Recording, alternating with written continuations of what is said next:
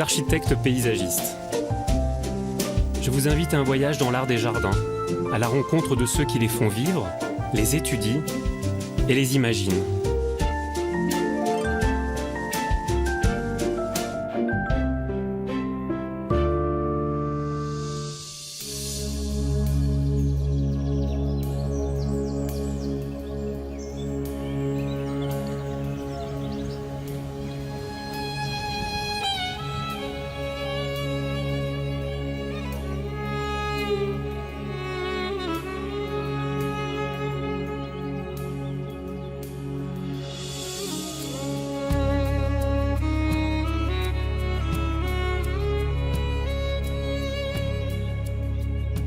Le parc de Blenheim est l'œuvre de Capability Brown, l'un des plus grands paysagistes britanniques du XVIIIe siècle.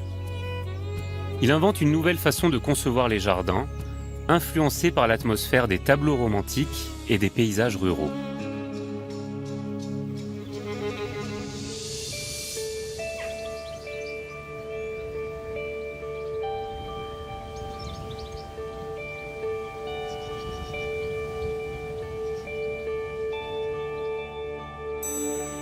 Blenheim s'étend sur plus de 2000 hectares. Si le parc existait déjà avant l'intervention de Capability Brown, c'est lui qui entreprend les grands travaux qui vont lui donner l'essentiel de sa forme actuelle. Il rompt avec le modèle en vogue à l'époque, le style régulier français. En créant une campagne idéalisée avec des collines verdoyantes, des prairies, des prés, des lacs et des rivières, Capability Brown compose à Blenheim un authentique paysage anglais.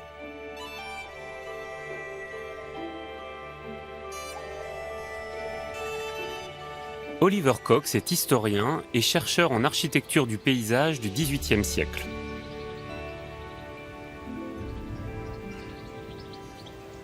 Oliver, quels sont les aménagements les plus emblématiques de Capability Brown à Blenheim Palace ? Le palais de Blenheim est l'endroit parfait pour voir ce que Capability Brown fait de mieux. Ce qu'il fait ici est tellement incroyable. Il crée ce vaste lac en faisant un barrage sur la rivière Glyme. Là où il y avait autrefois un canal à la française, désormais, il y a un large lac anglais. Il détruit le grand parterre au sud du palais pour le remplacer par une superbe pelouse. Et quand il supprime cet immense parterre, c'est vraiment gigantesque.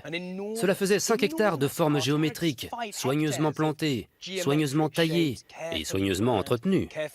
Et ce n'est pas comme s'il détruisait quelque chose d'ancien, de vieux d'un siècle. C'est quelque chose de très à la mode. Mais Capability Brown s'évertue à créer une nouvelle approche, avec de belles étendues d'herbe et de grands espaces ouverts.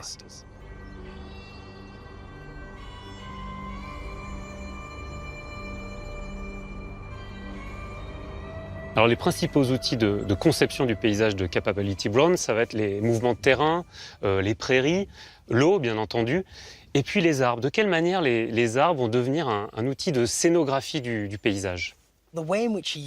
La façon dont il utilise les arbres est particulièrement intéressante. Il les utilise pour cacher certains éléments, en révéler d'autres, dégager une vue, en fermer une autre. Il les utilise ici à gauche pour bloquer la jonction du pont avec le paysage. C'est un endroit formidable pour regarder le palais de Blenheim. La vue que nous avons ici est une image parfaite. Les arbres forment comme un cadre, cachant certaines parties du palais. Ils nous obligent à regarder exactement là où le spectateur doit regarder. Imaginez-vous être dans un carrosse pendant 2 heures, ou même 2 jours, et vous attendez avec impatience d'avoir un aperçu du palais de Blenheim. Brown réussit à retarder cet aperçu encore de quelques instants. Il crée une tension. Il est comme un sculpteur, un décorateur, un réalisateur. Il est tout ça à la fois. Et puis les couleurs et les feuillages étaient des éléments importants de sa constitution du paysage. C'était un peintre. Il utilisait des couleurs. Par exemple, les hêtres pourpres sont comme des feux d'artifice. Leur couleur rouge sombre contraste avec le vert foncé. Il valorise le paysage. Ça attire le regard du spectateur. C'est un génie qui manipule le regard humain, ses émotions, son ressenti par rapport au paysage. L'autre point important sur la façon dont Capability Brown utilise les arbres dans son décor, c'est qu'ils sont tout à fait naturels. Nous ne les alignons pas comme les Français, en ordre. Rien de tout ça pour nous autres Anglais. Nous préférons la liberté, laisser pousser nos arbres naturellement.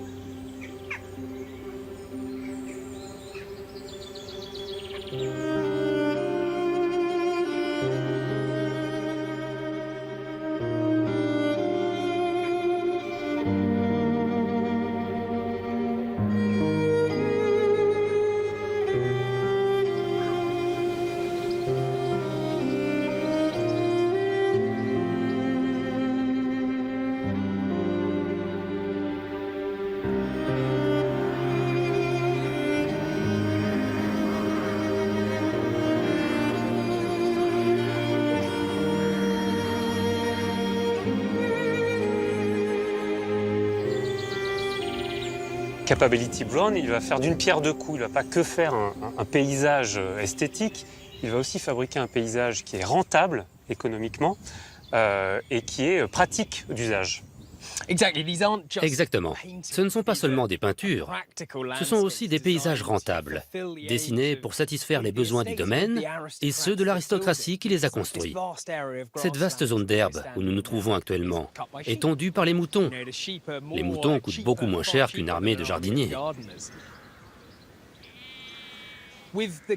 Avec le massif d'arbres que nous voyons ici, ou aussi le bosquet, ce qui est très intéressant, c'est qu'ils ne sont pas seulement là pour bloquer la vue.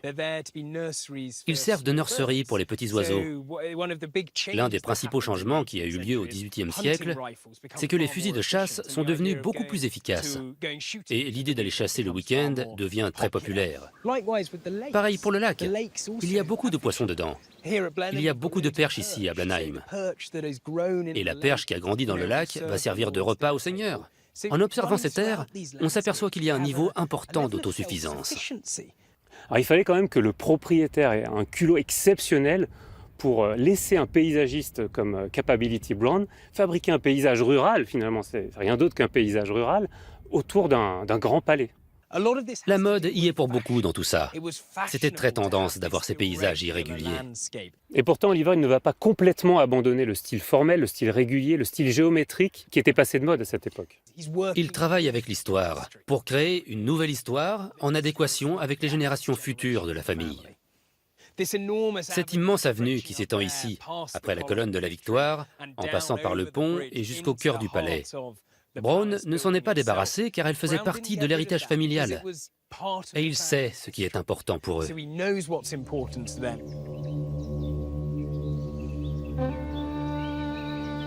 Le palais de Blenheim se dresse sur un plateau qui domine le lac. La rivière Glym est retenue en aval par un barrage qui forme une cascade. Une vaste forêt de charmes et de chênes recouvre l'ouest du domaine. Au sud du palais s'étend une immense pelouse. La cour principale s'ouvre sur une perspective magistrale qui emprunte un pont et s'étire au milieu des pâturages pour s'achever au nord par une longue avenue bordée de tilleuls.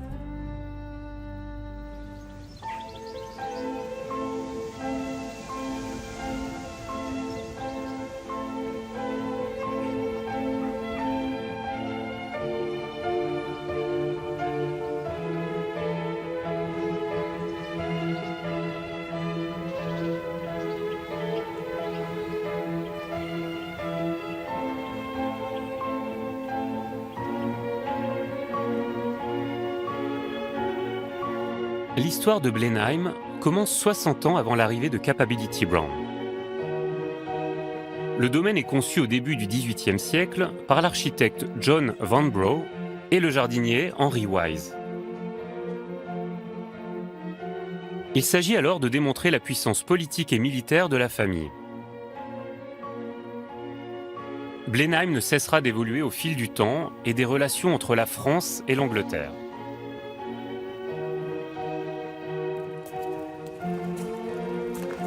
Boone Norton est historienne.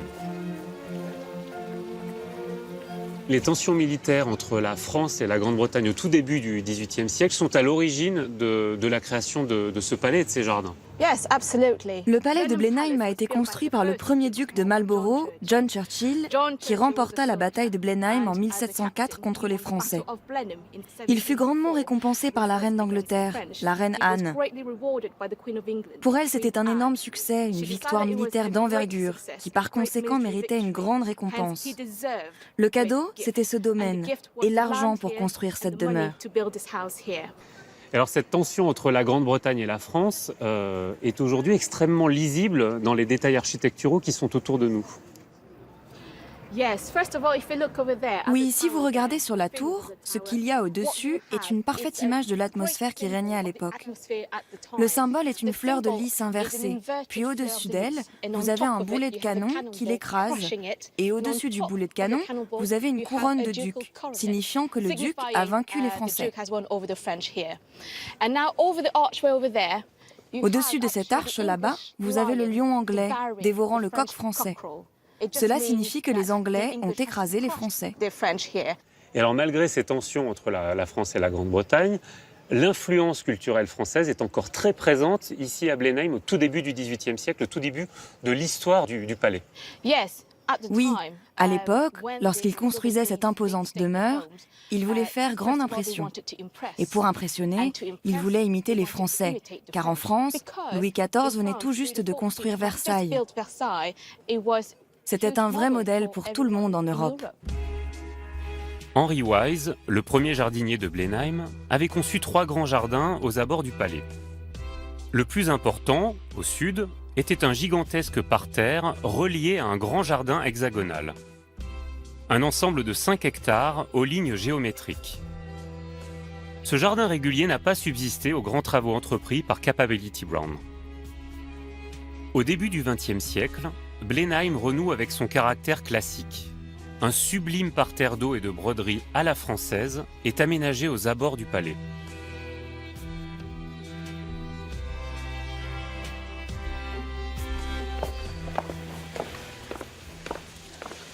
Alors, de nombreux jardins ont été supprimés au moment du passage de Capability Brown, au profit de jardins beaucoup plus irréguliers.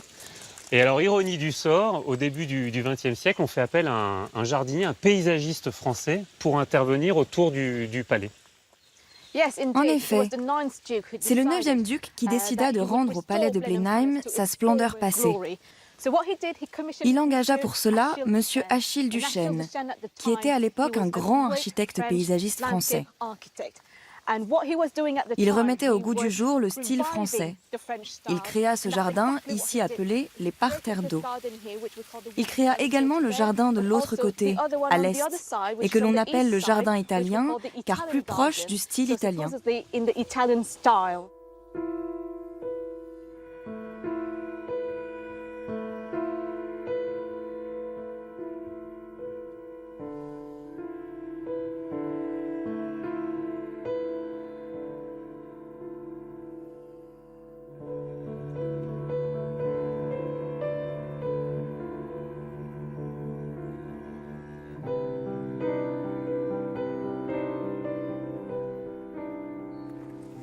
Alors ce qui est extraordinaire ici, c'est que le travail de Duchesne va mettre en scène celui de Capability Brown avec ses terrasses qui donnent vraiment le sentiment de plonger dans son grand lac. Oui, il ne voulait pas toucher à ce qu'avait conçu Capability Brown, car c'était une grande réussite. De ce côté-ci, il fallait qu'il compose avec la structure de la maison. Il fallait faire attention à ne pas toucher aux fondations du palais et à ne pas plonger dans le lac. C'est pour cela qu'il construisit les parterres d'eau, comme on le voit ici, sur 2 niveaux, pour s'assurer que le premier soit proportionnel avec la maison et l'autre soit comme une avancée vers la rivière.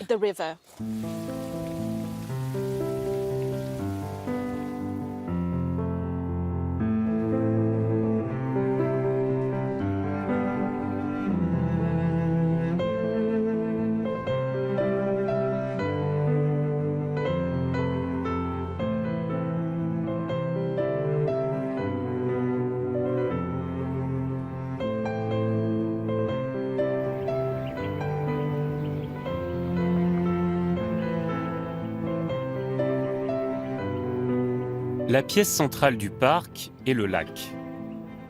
L'eau est un élément incontournable dans l'œuvre de Capability Brown. Grâce à ce lac, il va également drainer les terres alentours et les rendre plus fertiles, fidèle à sa volonté de lier le beau et l'utile.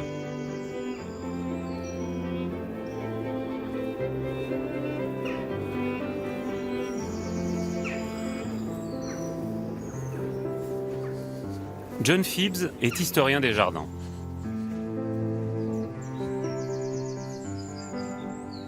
John, qui était Capability Brown et surtout, pourquoi a-t-il bouleversé l'histoire des jardins en Europe et particulièrement en Grande-Bretagne ? Je pense que son passé explique bien pourquoi il était si révolutionnaire pour l'époque. Fils de métayer, il est né à Northumberland, complètement au nord de l'Angleterre, près de l'Écosse, dans un comté rempli de vastes espaces ouverts et de grandes vallées. Comme c'était un fils de fermier, c'était une sorte d'aborigène, un autochtone anglais. Il essayait de rester humble, car il prétendait qu'il ne faisait que refléter la nature de la campagne anglaise. Cette manière de se cacher derrière la nature était normale à l'époque, car on disait que celle-ci aurait le dernier mot. Et les plus belles réalisations de Capability Brown, comme Blenheim, paraissaient naturelles, comme s'il n'avait rien fait. Alors comment va-t-il faire de Blenheim un des jardins les plus emblématiques de l'art paysager anglais à cette époque? Il faut se souvenir que lorsqu'il arriva ici, Blenheim était dans un sale état. C'était un chantier terrible. Et ce n'était pas juste un désordre, c'était un désordre français. Cela n'avait jamais vraiment été achevé. Vous aviez cet énorme palais, cet énorme pont qui passait au-dessus d'un petit canal, et ce canal était invisible depuis la maison. Brown prit un énorme risque. Il fallait qu'il crée un paysage incroyable, emblématique, en utilisant des matériaux et des méthodes architecturales à l'opposé des Français. Dès qu'il l'acheva, ce fut un triomphe, parce qu'il réussit à faire quelque chose de ce bazar. Ce qui le rend vraiment unique, c'est le lac, sa démesure, la taille du lac qui inonde la vallée. D'ici, puis sous le pont, et sur plus d'1 kilomètre de l'autre côté, et jusqu'à la cascade. Alors comment s'y prend-il pour transformer ces anciens canaux en un lac qui aujourd'hui a l'air complètement naturel? En creusant dans l'eau pour dégager le fond, il comble les bords pour avoir cette courbe lisse et sans fin. Quel que soit l'endroit où vous vous trouvez au bord du lac, vous pouvez penser que c'est une rivière. Les rivières signifient l'éternité, le flot, la liberté car elle coule vers la mer. Cette idée de rivière était extrêmement importante pour Brown.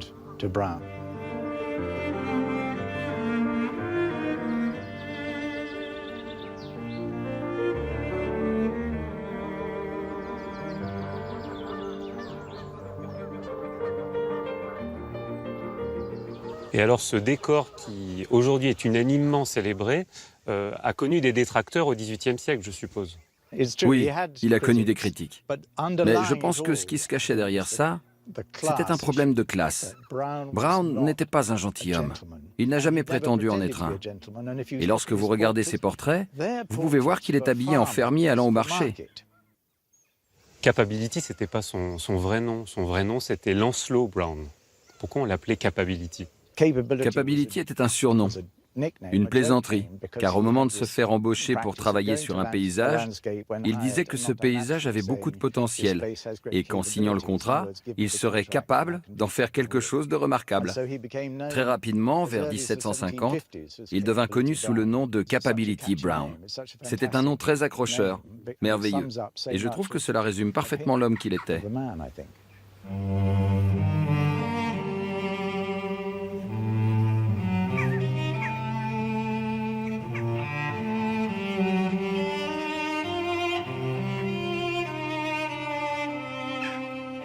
Dans le décor imaginé par Capability Brown, quand on s'éloigne progressivement du palais, la nature devient de plus en plus sauvage. Les bosquets d'arbres se transforment en forêt, les petits pâturages en vastes prairies. Le paysage s'inscrit dans la nature préexistante de Blenheim.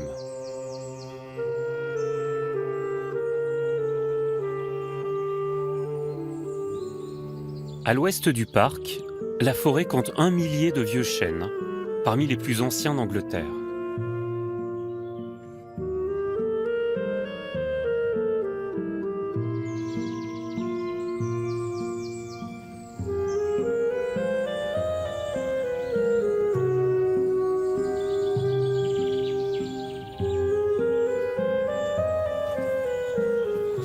Roy Cox est responsable des arbres et des grands espaces de Blenheim.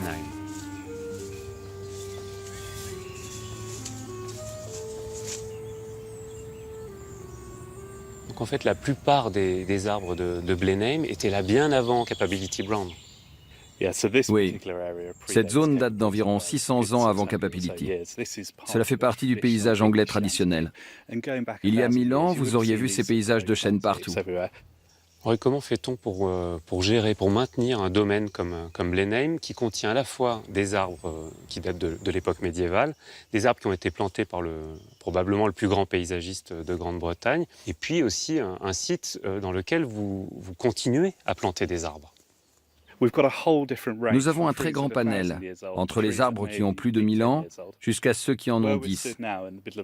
Dans cette partie haute du parc où nous sommes, nous laissons les chênes et les vieux arbres assez libres. Nous gardons un œil sur eux et nous les surveillons chaque année. Il faut garder en tête que cette zone a survécu tout ce temps parce que précisément, il n'y a quasiment jamais eu d'intervention de l'homme par ici. Dès que vous vous éloignez de cette zone et que vous vous approchez de la zone qu'a dessinée Capability Brown, nous avons un plan précisant quel arbre a été planté à quel endroit, en quelle année. Nous avons une idée claire de ce que pensait Capability à l'époque, de ses ébauches autour du paysage.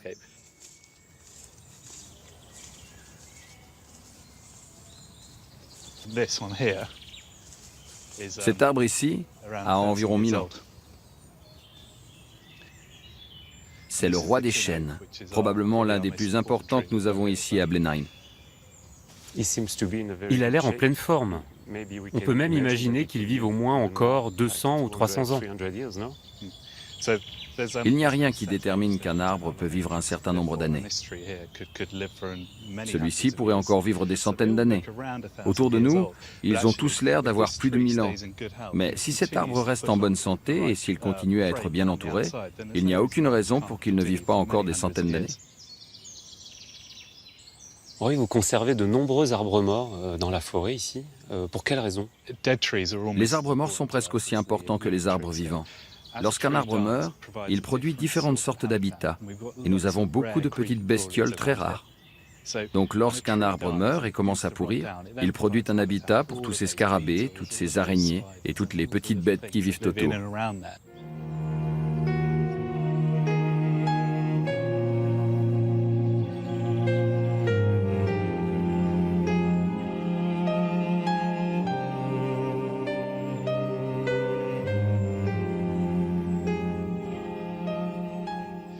Ce qui est incroyable, c'est qu'au début du XVIIe siècle, tous ces arbres étaient condamnés à être coupés.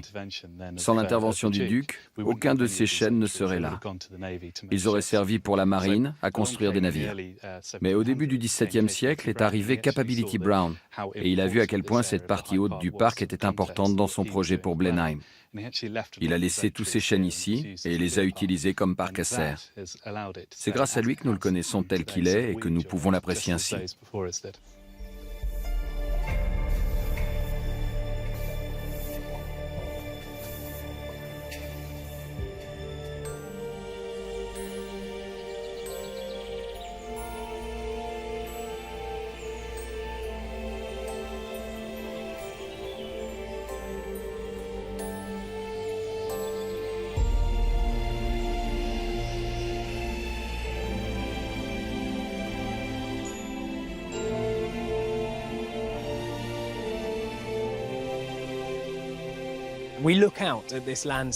En regardant ce paysage, on dirait un tableau.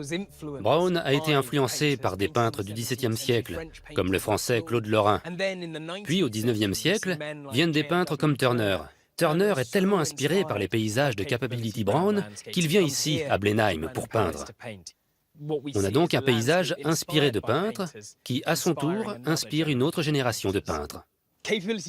Capability Brown reste le plus célèbre, même une fois disparu, parce que ces paysages semblent tellement naturels, comme si la nature elle-même les avait créés.